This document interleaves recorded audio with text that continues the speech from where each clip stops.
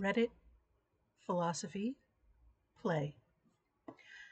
Today I'm lifting my head from introspection and exploring what other people have to say about play a little bit. Last time I did this, I went to Wikipedia, which is useful and problematic at the same time. Today I was curious about what would pop up on Reddit.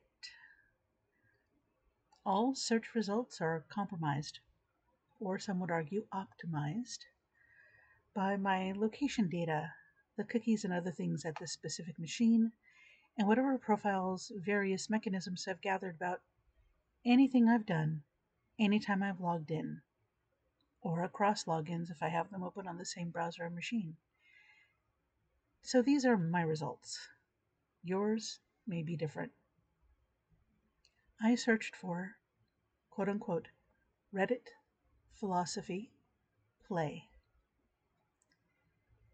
In order, the first results I got talked about reading recommendations, the human need for play, specifically philosophers who talk about play to study, burnout, and the need for results, which was fascinating to me because some of the highest status and most lucrative achievements, like, Beyonce's world tour, World Cup soccer players, do include play for me. So that is a really odd false dichotomy in my view. Then there was a different repudiation of work or achievement in the form that play gives life meaning. And work doesn't give life meaning, play does. Another focused about the philosophy of play, which did include some reading recommendations. And then there was a request for reading suggestions. Another request for philosophers who talk about play for its own sake. And another statement about the importance of meaning of play. So I stopped at 9 tabs. There were clear patterns. I'm going to list the tabs and some of the reading recommendations in the description of the post on YouTube. So feel free to look for that for what I was referring from. So let's get into what I read. Let's get into these Reddit posts. All posts for me, the ones that I searched for, were either extremely brief questions or dropping a video that was a repost of someone else's content. Everything was a request for or sharing other people's work. No one put themselves out there, which is fair. It may be the rules of the subreddits, and I can imagine people encultured into Western philosophy have a lot of appeal to authority. I don't expect original works published inside subreddits that aren't personal stories. But I do want to call out that pattern that people wanted to and liked to be told one way to look at things or ways of thinking. I don't think that is wrong or bad. We all stand on the shoulders of giants and we're collaborative as a people. However, there were some original observations and opinions in the comments, which I would like to get into. For this reading, I'm putting aside if definitions about words like play or work, etc., exist or are generally adequate. I'm also putting aside naming or examining any other potential false dichotomies, such as if work and play are mutually exclusive. I also didn't research into the people who I'm going to be reading their replies had shown any affiliations, such as being hedonists. So let's get into the 3 selections that I picked up out of the 9 tabs that I thought had something to say about play, which was really, really worth listening to. So selection 1 from the Are there any philosophers who study play post? From Run DNA 12 years ago. Run DNA wrote, he only speaks about it in a minor way, but Aquinas has an interesting few pages on leisure and play in Summa Theological 2-2 Q168. Here's her representative quote. Now, just as a weariness of the body is dispelled by resting the body, so weariness of the soul must needs be remedied by the resting of the soul. And the soul's rest is pleasure, as stated above. Consequently, the remedy for weariness of the soul must needs consist of the application of some pleasure by slackening the tension of the reason's study. Unquote. He goes on to state that, quote, play is necessary for the intercourse of human life, unquote, but that it can be done excessively through senseless or boorish leisure that goes against reason, or insufficiently that, quote, it is against reason for a man to be burdensome to others by offering no pleasure to others, and by hindering their enjoyment, end quote. And then end of the selection. I pulled this quote because it dovetails nicely with the cluster of post observations that seem to argue against work being worthy and play being frivolous. And I agree with the broad idea that play is worthy and not frivolous. One of the reading recommendations mentioned a grasshopper.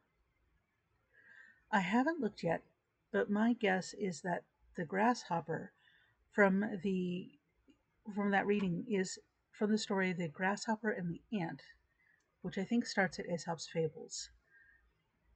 I was raised on variations of that story. There's a lot of different variations of that story, all pretty preachy, and I have 2 links to 2 versions of the story down in the description. Anyhow, I was raised on the story, which put play as not just useless, but a problem and burdensome, a waste of time and life, which feels like blasphemy to me. It's reassuring that there is all this very much learned, serious, and scholarly support for play as being as worthy as work. And that is repeated in the next tab, where a reply said, Selection 2 from We Need Less Achievement and More Play, from Just Want to Oh No, from 2 years ago, which says, but every form of play for adults either gets pathologized as an addiction compulsion or turns into another form of social competition in which only the winners get any gratification. There was a reply to that from Boo, I'm a Ghost, which says, most kids play games in which there is a winner too. It is essentially the same for kids as they learn to socialize, to be competitive, and to be fair so they can continue to play. Unless you just want to mess around on a jungle gym, you're free to do that. And most games are still fun even if you don't win, because the pursuit of eventually winning is also fun. End of selection. I feel the second selection touches on, without mentioning, the way a lot of people assume that zero-sum games are the only games that there are. There's zero-sum games, broadly, is where there's a limited resource and a single winner. I believe having more collaborative and cumulative amplification games would do really interesting things to the world. I would love to see play separated from result more often. And one of the tab replies, a longer discussion, kind of showed this. So this is my third and last selection out of the Reddit tabs. It's from It is play and not work that gives life meaning. From Sleepy Pablo, 7 years ago, where they say, the point here is to appreciate the act for itself and not for the external reasons, I think. If you like building businesses because you like the intrinsic act of creating something from nothing, then I think that's what the author is getting at. This deals, however, with intentionality and or the thing in itself. Or it could be just a heightened awareness of the actual thing, in sort of a Schrodinger's cat state of superposition when we're just enjoying ourselves versus thinking about the B and C factors of the act.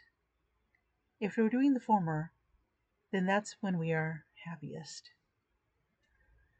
I'm lucky to have a job as a hobby, and another hobby I'd like to turn into work.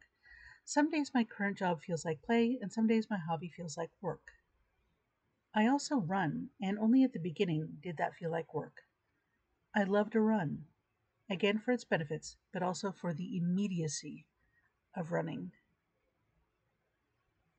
Dillywink replied to that, starting a conversation. It's kind of like when I was a kid watching my dad push mow. It was the coolest thing ever. So when I got to finally push mow, I ignored the fact that it was work and saw the grass behind me getting cut and the lines in the paths I was creating. To me, it was incredibly fun. Until later on, those things became familiar and lost the fun. It instead was a chore and something I loathed. So imagine I could reverse that again, or with anything we might consider work. All work could become enjoyable and play.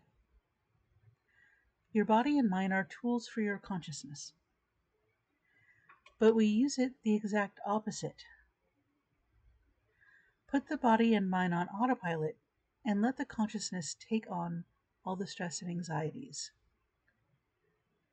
So Sleepy Pablo replied, your first example is interesting because I've always thought about passive enjoyment and active creativity and the whole in between.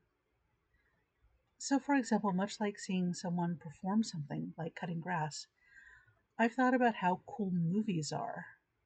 They're a great form of entertainment. You have the story, the visuals, music, and it all comes together. They inspire. If you've ever tried to make a movie, there's a whole bunch of factors that come together. There are a ton of work, and a lot of that work isn't fun. Same for certain aspects of a hobby. The idea or initial spark of songwriting is very immediate and fulfilling. You're tapping into that creative well and getting positive feedback from your brain. But then say you want to replicate that by recording the song, and then getting it right, performing it over and over and over can lose its initial magic. I think a big part of that is expectations. But another part is level of skill to make something look effortless. I don't know if it's the internet age, but there are sometimes ways artists do themselves a disservice by being so talented, or by not showing the work that they've done. Then they then become undervalued or misunderstood because of success. A majority of people who are successful put in a ton of work that no one ever sees. Kind of off topic a bit, but I think to tie it together, I think it takes sometimes years of practice to get that effortless place and to then enjoy the activity where it does seem just like play. And Dillywink replied to the reply in consensus saying, wow, that's exactly what I've been thinking about lately. All these things I'd like to be proficient at, but the path to get there seems daunting when you realize all that you don't know. The internet age has really taken its toll on me as well. I can have so many more interests and instant gratification, but those two things contradict themselves when you want to take or make an interest in a hobby. Thank you for your insight. I'm going to go make goals to get to that effortless place. End of selection 3. It's interesting to me that without giving any structure to the tabs that were served to me in order that they're like, this is just what the results were served to me in this order, it still led to a kind of a narrative. The first tab with a really good quote was about if play is as worthy as work. Later on, the second pull quote spoke a little bit on the pressure for achievement. And then the longest exchange pulled from a later tab closed the loop in talking about work and achievement being more possible by the groundwork of initial interest being hooked by play, and play also getting us through the tough spots so we can have a baseline to get to a mastery and flow state. That it might be easier to successfully work and achieve because of play. Or it might be that I am a pattern making machine, and no matter what I would have been served, I would have found a narrative in it. But this one was easy to pick out.